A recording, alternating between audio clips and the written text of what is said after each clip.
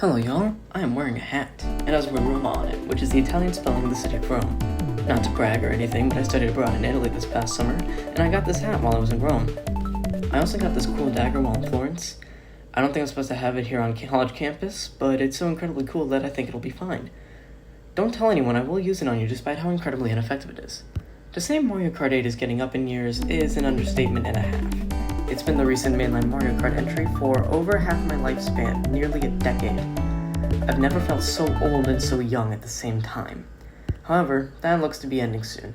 The booster course pass for this game is nearly finished, with one last wave on the horizon. Tons of speculation has been given to what these final 8 tracks will be, and with the Nintendo Direct coming up soon, I now think that it is my turn to throw my hat into the ring. I regret doing that. Our first 2 tracks are always Tour Sydney tracks, and I expect no difference here.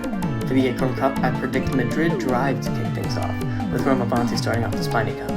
Oh my gosh, I've been to that second one! Oh, neat.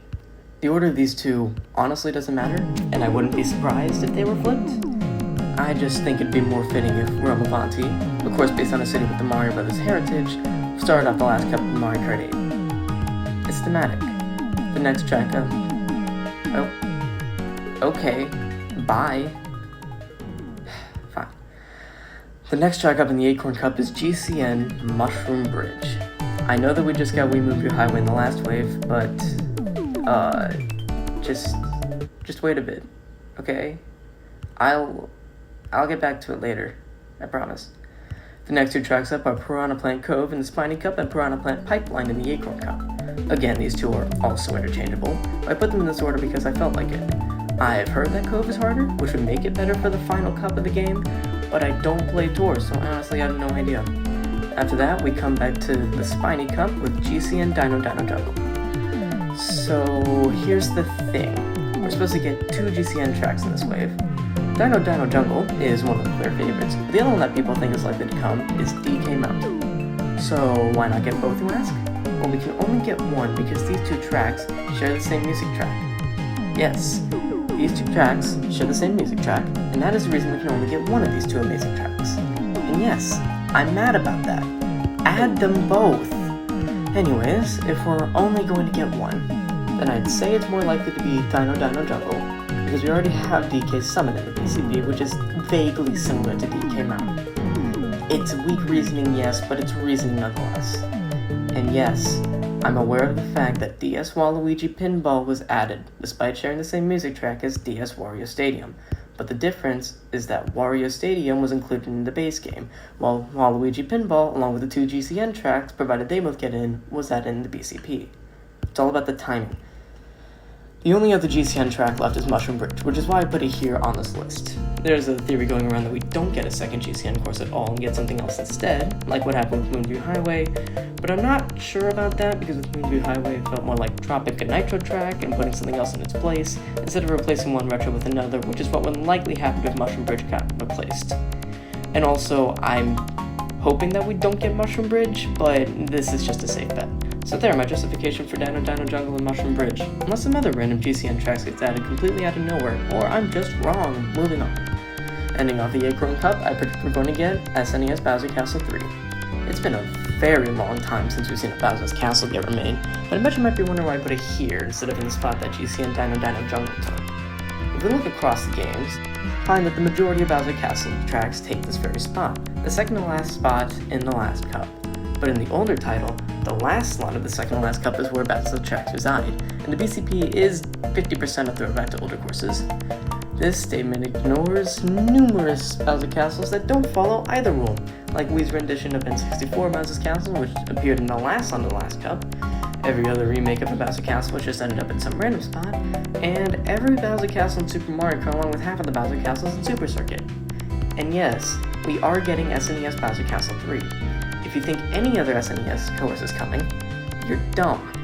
And finishing off the Booster Course Pass, Wave 6, and the Spiny Cup is Wii Rainbow Road.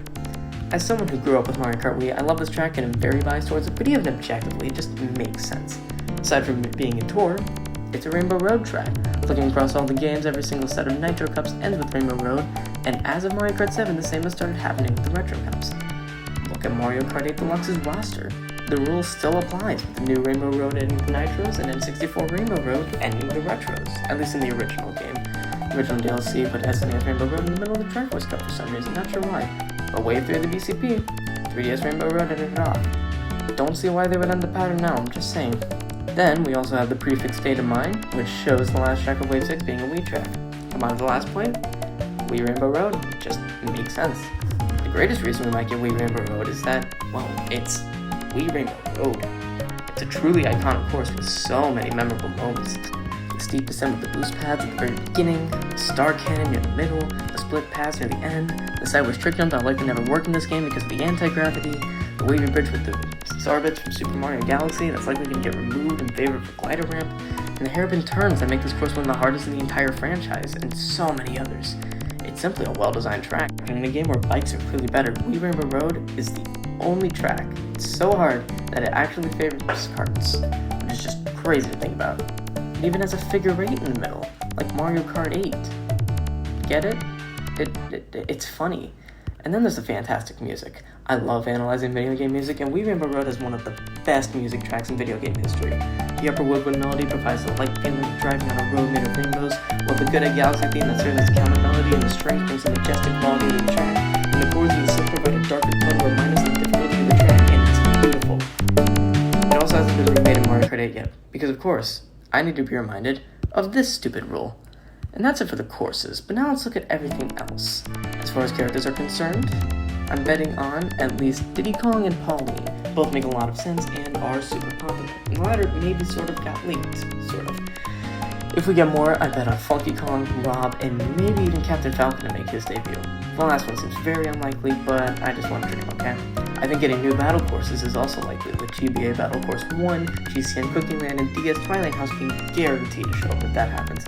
I also think New York Minute B and Paris Promenade B have a chance of showing up. I'd rather hope for another returning course like Chain Chomp Wheel, or maybe even another new one like a Nintendo Switch-based track, similar to the GameCube and DS ones on their respective games. After that, though, everything is up in the air.